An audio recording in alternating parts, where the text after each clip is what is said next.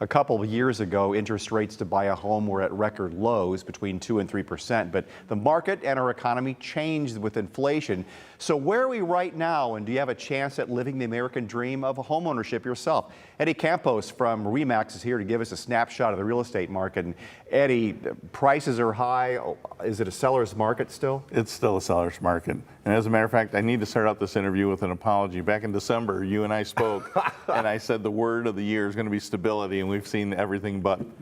Stability in the market, stability in everything. It's been a wild ride the past 4 months. It certainly has. But numbers are looking better. So, home sales were up a little bit. So year over year, we're 7% up. New listings were up, which is great because we need more listings on the market for home buyers. So that's good news for home buyers. Days on market is just slightly longer at 70 days. That's good news for home buyers. And then the average sale price is up 21% year over year, which is good for anybody who owns a home. How are things different than they were 2-3 years ago when interest rates were low? The activity level is definitely a lot slower, but people are starting to get back into the market more and more. So our biggest component of the market is baby boomers, 53% of the sales right now. We're sitting on those low mortgage rate. Exactly, and they're sitting on almost no mortgage rate. Like 40% of the country has zero mortgage on their home right now. Really? Yeah, and you go back 15 years, I believe it was 70% of the country had a mortgage. Okay, so I'm a young couple in my 20s, starting our family. Yeah. I'd like to buy a house, but I look at these housing prices, $400,000, maybe in time the income will be up, you can afford that, but for right now you can't. So what do you do if you want to own a home?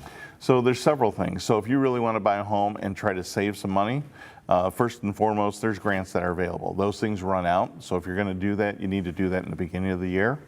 The second thing you can do is let's say you take a neighborhood like the 43612 neighborhood of West Toledo. There's a home that's as low as $60,000 for sale. There's a home as high as $179,000 home for sale. You don't have to buy the 179 home. Maybe you find something that's in the middle, and then you do some work to it. So that 179 home, I took a look at it. It's got a new kitchen, new baths. It's painted perfectly. It's got great landscaping. A lot of those things you can do really well on your own. So I use my clients Ed and Kelly as great examples in Sylvania. We did not buy at the top of their price range. We bought something that's somewhat in the middle. The home was dated with laminate kitchen countertops. It had brass hardware, which was a little dated compared to what they're looking at today, shiny brass hardware. And they changed out the countertops, the backsplash, the appliances, the hardware, and the lighting. And the kitchen looks brand new. It just sparkles when you walk in. A lot of people might have to. Some people have the know-how to do that yourself. Yeah. Now, I can do the yard work. Yeah. But some of the stuff interior, I got to hire a guy to do a lot of this stuff. And we have to try to get our home remodeled. But still, it makes perfect sense to down your expectations and little by little whittle away at parts of the home and replace some things. Right. And then what you can do is there's a loan that's called a renovation loan. It's available to everybody. It gives you the ability to not only buy the home, but to have the money that you put aside to put into a escrow account and be able to pay those contractors when everything's ready to be paid. This is for new home buyers? This is for anybody who wants to buy a home. For buying a home, not if you have an existing home. Yeah, if you have an existing home, you're going to use an equity loan most likely to be able to do those things. So if you don't have the money, there's other ways to try to get the money. Probably the most difficult thing is patience, because I'm in that same bulb. I want to have it done now. I want to enjoy it now. So it's really just trying to temper your own patience to say, okay, can I live with this kitchen for a couple of years before I have the money to be able to do it? That's probably the hardest thing, is just, tempering your own patience. How will the housing market change as the baby boomers go away and the demand for the villas and the condos begins to subside? I think you're going to start seeing more people living in villas and condos. So, those are going to be more plentiful, obviously. But, I think I've told you this before. If I could sell a one-story home the rest of my life, there's always a market for those, whether it's a first-time home buyer or somebody who's downsizing. People are always going to get older.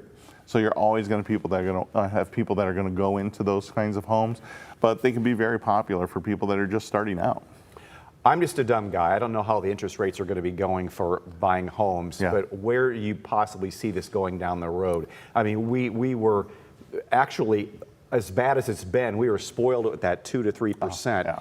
back, we talked before, when I was buying my first home, those interest rates were like 12, Yeah. 13, 14, 15, Yeah. which is unfathomable to younger people out there right now. But, Right. but now this, 6-7% isn't Right. that bad. No. But still, you want to put the brakes. You'd like to see something a little lower. Yeah, we definitely would like to see something lower. And right now, there's talk that we're going to see 2, maybe 3 interest rate reductions this year, and they're looking at a couple for next year. So that we don't really know until it happens, right? There's a lot of uncertainty out there right now that could dictate things to be otherwise. So we just kind of have to wait and see. Last year they told us the same thing, and it took a long time before we saw that first the reduction. interest rate flames or the inflation flames have been simmered a little bit, and there's a fear of some kind of recession a little bit, which would maybe allow the Fed to loosen up the money a little bit and make things change. How low do you think we'll ever see again?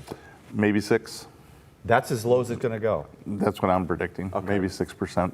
Maybe a little less than that, but I think 6 is probably going to be the lowest we'll go. We got about 20 seconds left, Yeah. but the market's still stable. The housing market's doing very well. Yeah, I put 3 homes under contract this weekend. One was a listing, 2 were buyers that I'm working with. All 3 of them were multiple offers. So sales are strong right now. It's spring market. Tulips come up, so the real estate signs. Springtime. Eddie Campos, thanks so much for coming great and seeing you talking to again. us. Really enjoyed talking to you.